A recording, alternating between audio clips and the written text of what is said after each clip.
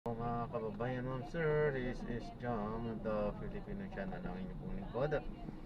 So today is May 10, 2026 at tayo ngayon ay andito sa may SM City, Marilao, Bulacan. At dadalhin po natin yan sa may mahina signal natin.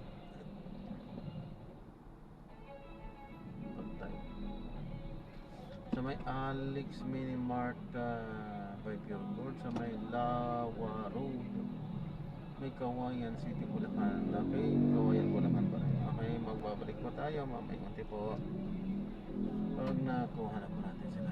Disclaimer lamang po, ang content po natin ay kalsada at hindi ang passenger. Kaya naman sakali mo po na may marinig kayong mga pangalan ng lugar, pangalan ng tao, pangalan ng organizations, government o private man yan, ay wala pong kinalaman ng channel na ito.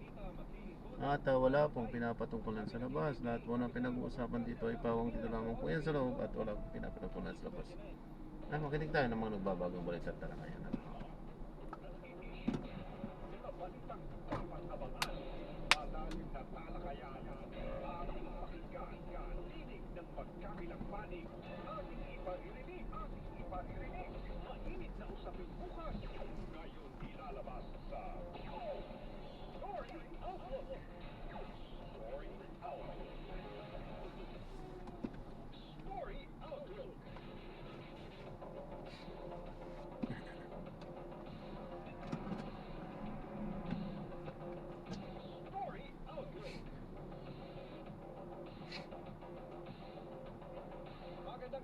Visayas at Mindanao, ngayon po ay May 10, 2026, araw po ng linggo. Ako naman po, Jeff Caparas, para sa ating story outlet. ICC, pinadalaanan na umano'y arrest warrant laban kay Senador De La Rosa at Franco Mabanta at apat na iba pa, pansamantalang nakalaya. Vice President Sara o defense team ni Vice President Sara Duterte handa sa anumang resulta ng pagdinig sa Kamara bukas. Kaso pwedeng isampa kung haharangin ang pagkonvene ng Senado bilang impeachment court. Minor Strombolian activity muling naitala sa Bulkang Mayon. Publiko pinag-iingat sa pagbubook ng resort accommodation gamit ang Facebook. Panibagong dagdag bawas sa presyo ng petrolyo aarangkada sa Martes. Sa mga detalye, Story Outlook. Pinagdaanan ng International Criminal Court ang napaulat na umano'y arrest warrant laban kay Senador Ronald De La Rosa. Sa pahayag, nilinaw ng ICC na walang public arrest warrant na inilabas kaugnay sa sitwasyon sa Pilipinas. Kasunod po ito ng mga ulat na nagsasabing nasa Pilipinas na mga operatiba ng Interpol para isilbi ang warrant sa senador kaugnay ng kasong crimes against humanity sa war on drugs ng Administrasyong Duterte at mga naunang pagpatay sa kamay ng Davao Death Squad. Sinabi rin ni Interior Secretary John Vic Remulla na wala pang natatanggap ang DILG na kopya ng umano'y warrant pero naghahandaan niya ang kagawaran ng 10,000 tauhan para sa posibleng malawakang operasyon para mahanap ang senador sakaling ilabas ang warrant. Hindi naman kinumpirma o tinanggi ni Palace Press Officer Claire Castro ang naturang ulat. Sinabi naman ng PNP na kikilos lang ito sa mga legal na utos na inilabas ng mga kinauukulan alinsunod sa mga umiiral na batas. Pansamantala naman pong nakalaya ang social media personality at Peanut Gallery Media Network founder na si Franco Mabanta matapos makapagpiyansa kahapon. Itinakda sa 120,000 pesos ang piyansa bawat akusado para sa kasong robbery extortion laban kina Mabanta at apat pa niyang kasamahan. Inaresto si Mabanta at ang iba pa noong May 5 matapos umanong tangkaing dikilan ng 300 billion pesos si former House Speaker Martin Romualdez kapalit ng hindi pagsasapubliko ng video na umano'y iniugnay sa flood control scandal. Naindigan naman ng legal counsel ni Mabanta na si Attorney Bernice Piñol Rodriguez na inosente ang kanyang kliyente at iba pang mga akusado. Story Outlook. Nakahanda na po ang kampo ni Vice President Sara Duterte sa botohan sa Articles of Impeachment sa Kamara sa Lunes.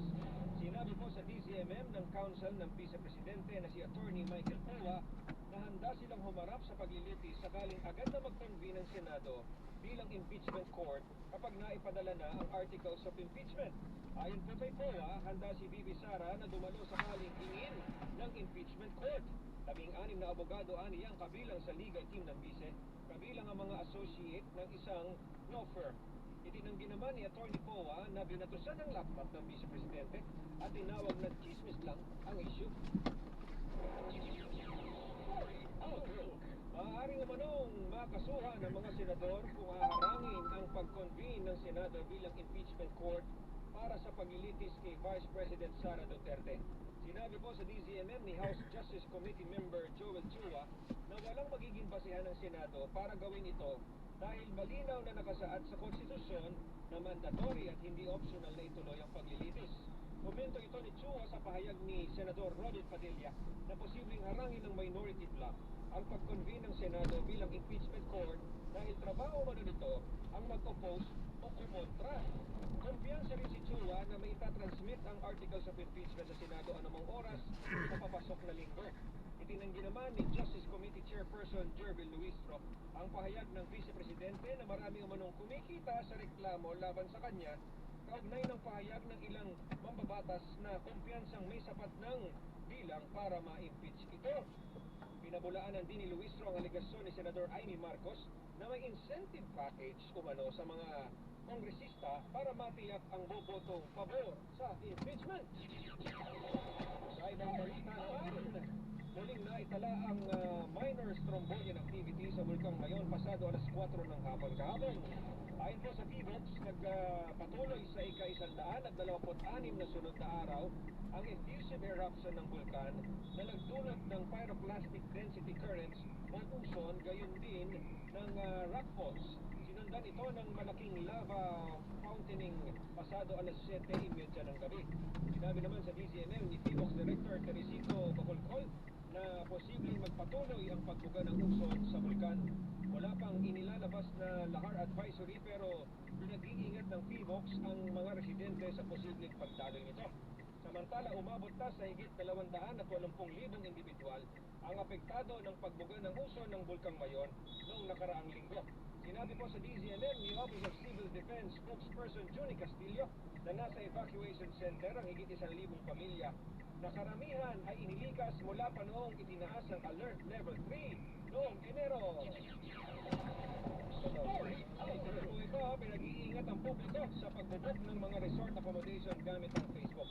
Sinabi po sa DZMM ni Simonet Lucy, Pangulo ng San Juan Resorts Owner Association at Association of Hugom and Laia Resort Owners na lantas sila ang paggamit ng Facebook. Kaya nagsisinag na So, drop na natin sila. Impeachment court na po tayo. Maraming salamat po sa panonood. Hanggang sa muli po. God bless. Paalam po muna po sa mga talabog. Hindi dahil meron silang sinusuportahan o meron silang hindi sinusuportahan. Bumoto po sila based on the evidences presented. Bumoto po sila based on their mandated constitutional duty.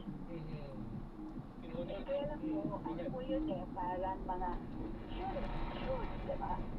Hindi naman po yun ang realidad. Pero yun po, yung challenge na yun ay binabato natin sa ating mga senador para maging sila impartial judges at isipin nila ano yung para sa bayan. Mahirap pong sabihin na kasi yun yung dapat nilang ginagawa. Pero yung realidad po, baka malayo po. Kaya ang challenge po is to bridge the gap between the expectation at saka yung reality natin. At sana nga po, ang mga senador natin ay talagang buboto based on the expectation. Lastly, Doc, ano ang hamon nito? Kay ano pang mga hamon ang haharapin ni Vice President Duterte? Ang hamon niya ay ayusin naman niya yung legal team niya, di ba? Para meron siya talagang debenta kung talagang hindi totoo yung mga allegations against her. Dapat harapin niya yung Kasi di ba iniusta niya, tapos kung ano-ano na lang yung ano. Yung sana, kasi di ba, kasi try, ay, kasi kapag ako, di ba, and then, dato ka, ay, ipatunayan mo na hindi totoo yung kaso, di ba? Yung ordinaryong tao, di ba ganun yung tendency, di ba? So, hindi ko lang kuling, maintindihan si VP Sara, bakit parang iniisang sabi niya yung mga allegations sa kanya. Pero nga sinabi naman niya, magbigay siya ng depensa in the right forum. At sana nga, ang right forum na yon ay hindi ang Supreme Court, kundi ang impeachment court. This is the Senate. Maraming salamat po sa inyong oras, Dr. Maria Paul Mendoza, ang isa pong political analyst at professor and former dean ng UP NCPAC. Maraming salamat po, Doc, and happy Mother's Day po sa inyo. Salamat din po. Opo. GGG!